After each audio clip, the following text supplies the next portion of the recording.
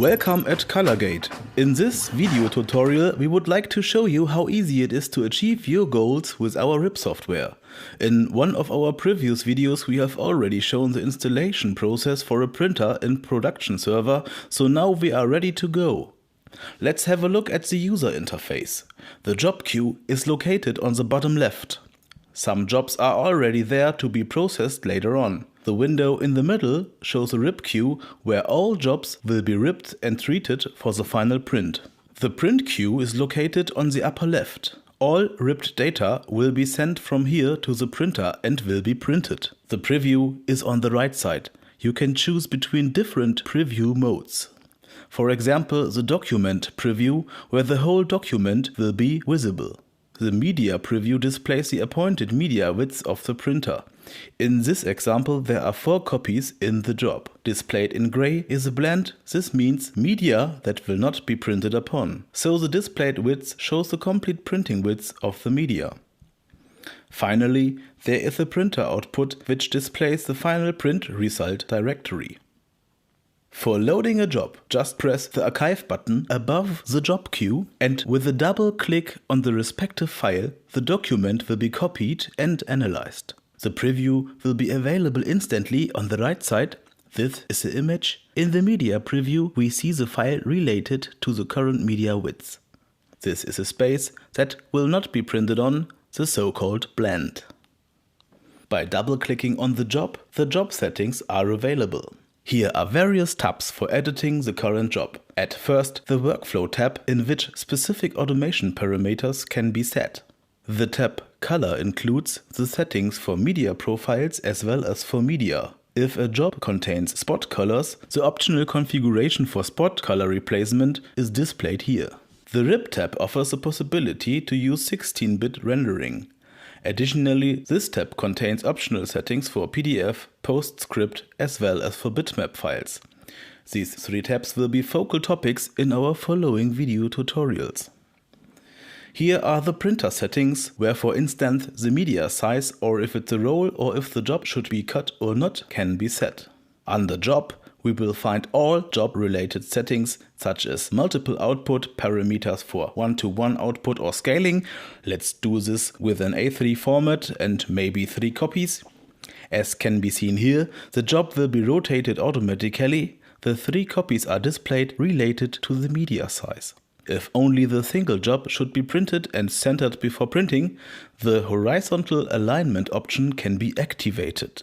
A blend value of 81.3 is calculated automatically based on the job size and the space between the copies. If the space is changed to 10 mm, the value for blend changes to 76.3. After confirming, the job is centered. By pulling the job via drag and drop into the printer queue, it will be ripped automatically and the print data will be created. The job has just been ripped, which is indicated by this yellow symbol. The job is sent to the printer, the print output is active. The progress is displayed by the elapsed time and the expected time and the progress in %. Once the print is finished, the job goes right back to the job queue and gains a green hook as confirmation. So the first print job has been done in no time. Furthermore, besides the shown output parameters, the scaling factor can be edited, the job can be rotated, and segments can be produced here too. Next job. Let's have a look at the job queue. There are several different jobs available. There's 1 copy of this job, 2 of this one, 3 of this one, and 4 of the last one. All these jobs should now be printed all together. To achieve this goal, all jobs have to be marked, and via pressing the right mouse button, selecting Container and choosing the option Create Container, a container can be created. The container itself is a nesting function, including the different jobs as you can see here. The green hooks indicate no problems. All jobs have been assigned with the same settings. After confirming this by clicking OK, the configuration and settings for this container will be displayed. The nesting process will be started with gaps of 10 mm.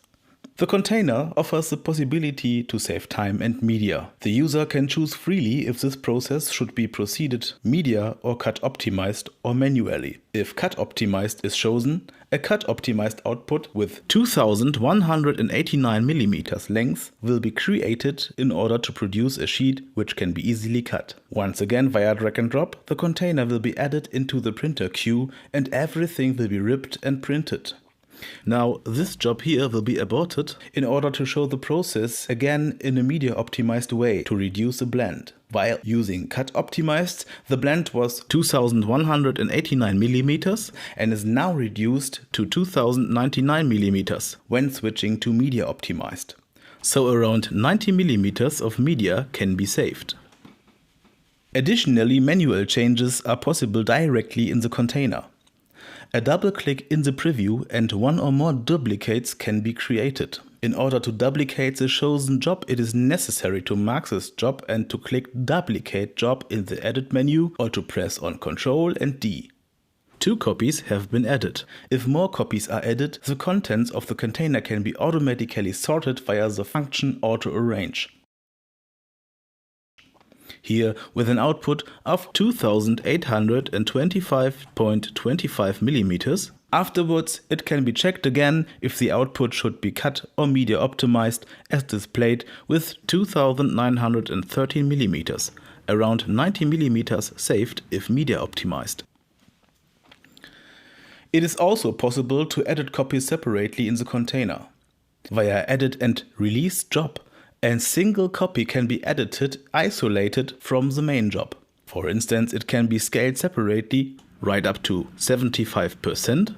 If necessary, the copy can be duplicated again and automatically arranged accordingly to the main job.